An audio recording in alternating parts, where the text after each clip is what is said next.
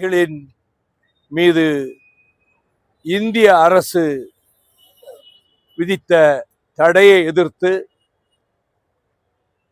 ஒவ்வொரு முறையும் அதற்கான தீர்ப்பாயத்தில் 2 ஆண்டுகளுக்கு ஒரு முறை அது நீட்டிக்கப்பட்ட போது ஒவ்வொரு தீர்ப்பாயத்திலும் சென்று நான் என்னையும் சேர்த்து விசாரிக்க வேண்டும் என்று இம்ப்ளீட்மெண்ட் பெட்டிஷன் போட்டாலும் இம்ப்ளீட்மெண்டை ஏற்றுக்கொள்ளாவிட்டாலும் என் தரப்பு வாதங்களை எடுத்து சொல்வதற்கு நீதிபதிகள் அனுமதித்தார்கள். விடுதலை புலிகள் மீதான தடை தவறானது.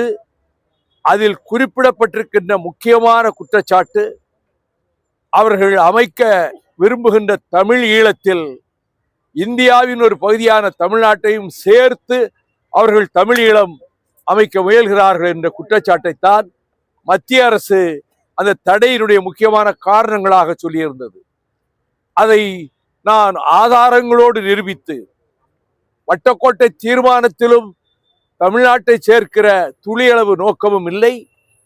விடுதலை புலிகளின் தலைவர் பிரபாகரன் ஆண்டுதோறும் நவம்பர் 27ஆம் தேதி மாவீரர் நாள் உரையின் போது அவருக்கு பின்னால் சித்தரிக்கப்பட்ட தமிழீழத்தின் வரைபடத்தில் தமிழ்நாட்டின் ஒரு துளியளவு இடம் கூட இடம்பெறவில்லை என்பதையும் அவரது பேச்சிலும் உலகெங்கும் வாழ்கிற ஈழத் தமிழர்களினுடைய வழிவந்தவர்கள் தமிழ்ஸ் ஆஃப் ஈழம் ஆரிஜின்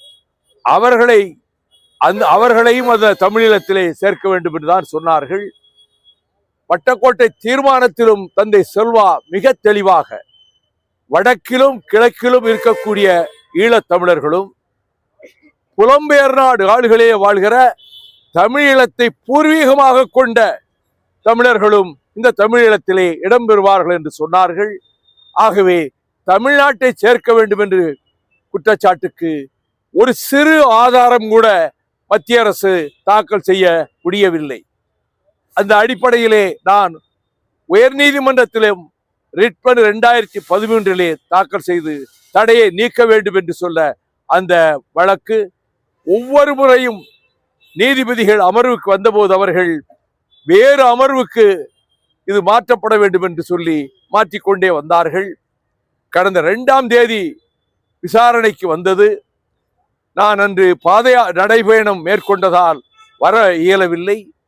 இன்று வழக்கு எடுத்துக்கொள்ளப்படும் என்ற போது நான் நீதிபதிகளிடம் சொன்னேன், 2ஆம் தேதி நான் வராவிட்டாலும் நான் 5ஆம் தேதி என்று வாய்தாவுக்கு வர வேண்டும் என்று நீங்கள் தாக்கீது அனுப்பியதற்கு நான் நன்றி தெரிவித்துக் கொள்கிறேன் என்று சொன்னேன்.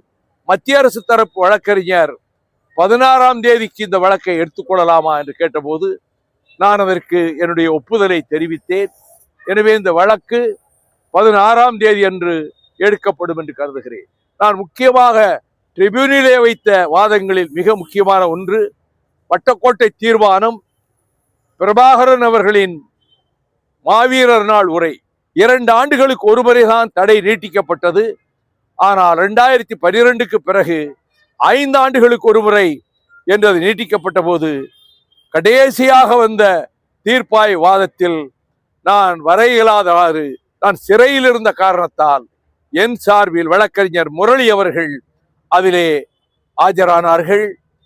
இப்பொழுது அந்த வழக்கு எடுக்கப்படுகிற போது இந்த வாதங்களை முன்வைப்பதற்கும் ஆதாரங்கள் முக்கிய காரணம் தமிழ்நாட்டை தமிழீழத்தில் சேர்க்க வேண்டும் என்பது அது அடியோடு மறுக்கப்பட்டு நிரூபிக்கப்படுகிற போது the whole edifice of the ban, இந்த தடையினுடைய மொத்த கட்டுமானமே crumbles, அது நொறுங்கி போய் விடுகிறது என்பதுதான் என்னுடைய பிரதானமான வாதமாக இருக்க போகிறது.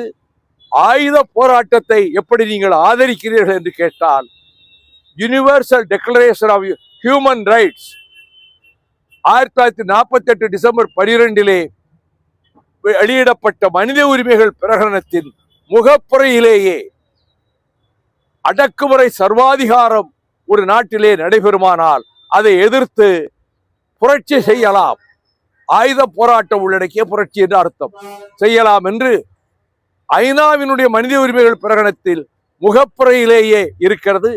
அதைத்தான் ரிவோனியா நீதிமன்றத்தில் பின்னாளில் 27 ஆண்டுகள் அங்கே ரோபன் ஐலண்ட் சிறையிலே வாடினாரே நெல்சன் மண்டேலா, அவர் நீதிமன்றத்திலே அரசாங்கமே பூரண ஆயுதம் தரித்து அடக்குமுறையை ஆயுதங்கள் மூலமாக நிகழ்த்துகிற போது அதை எதிர்த்து ஆயுதம் ஏந்தலாம் என்பதுதான் நியாயமான அணுகுமுறை என்று நெல்சன் மண்டேலா நீதிமன்றத்திலே கூறியதையும் நான் இதற்கு முன்பும் குறிப்பிட்டிருக்கிறேன்.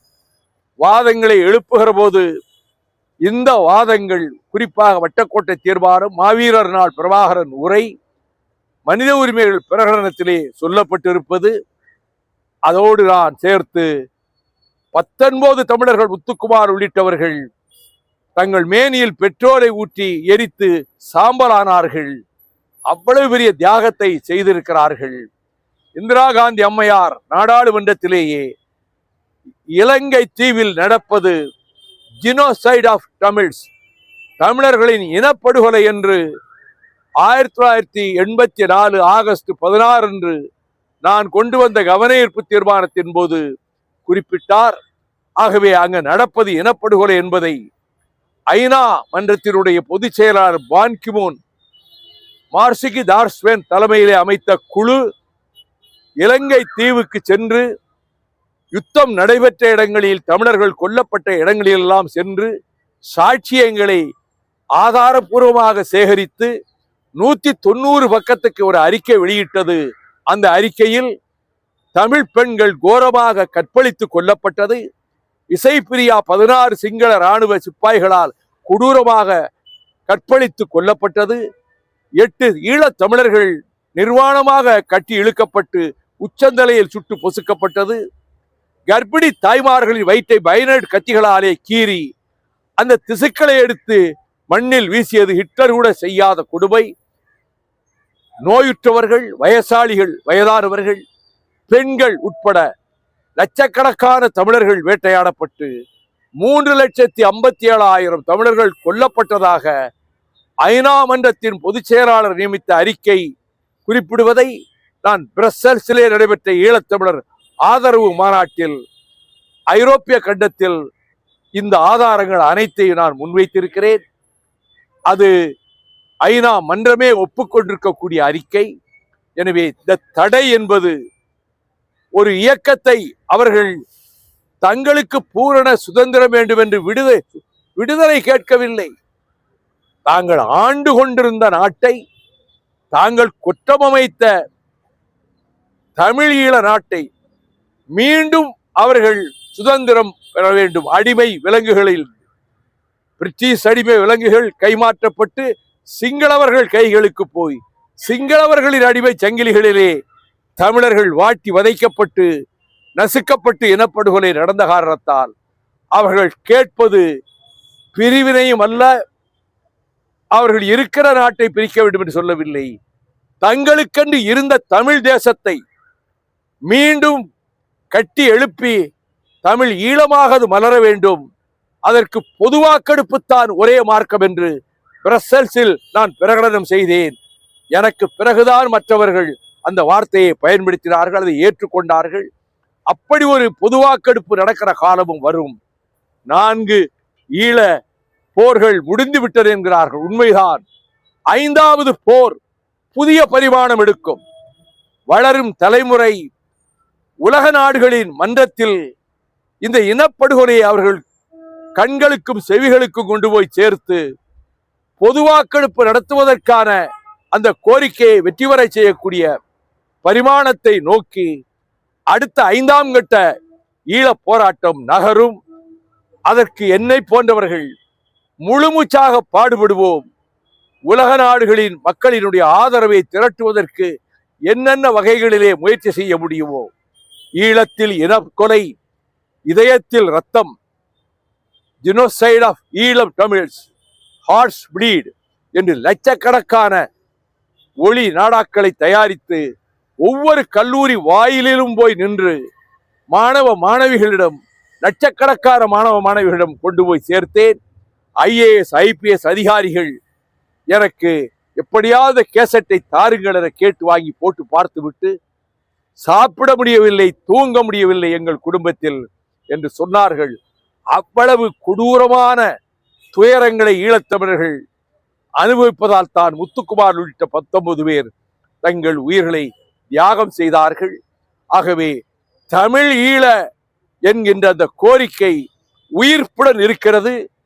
மாவீரர்கள் நாள் உரையிலே அவர் குறிப்பிட்டதைப் போல வரப்போகின்ற தலைமுறை முன்னெடுத்து செல்லும் என்று தந்தை செல்வா வட்டக்கோட்டை பிரகடனத்திலே கூறியது போல அந்த வளரும் தலைமுறை வரப்போகும் தலைமுறையிடத்தில் கொண்டு போய் சேர்ப்பதற்கு நான் ஆவணங்களை ஒளிநாடாவாகவும் புத்தகமாகவும் வெளியிட இருக்கிறேன்.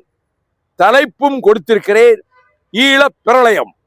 அது ஒளிநாடாகவும் புத்தகமாகவும் வெளியிட நான் அனைத்து ஆவணங்களையும் சேகரித்துக் கொண்டிருக்கிறேன். அது ஜூலை திங்களுக்கு பிறகு அதை வெளியிடவும் நான் தீர்மானித்திருக்கிறேன். இதுதான் போடுவீங்க, வேற கேள்வி கேட்டா அதை போட்டுட்டு இதை போட மாட்டீங்க. தயவு செய்து மன்னிச்சுக்கிடுங்க.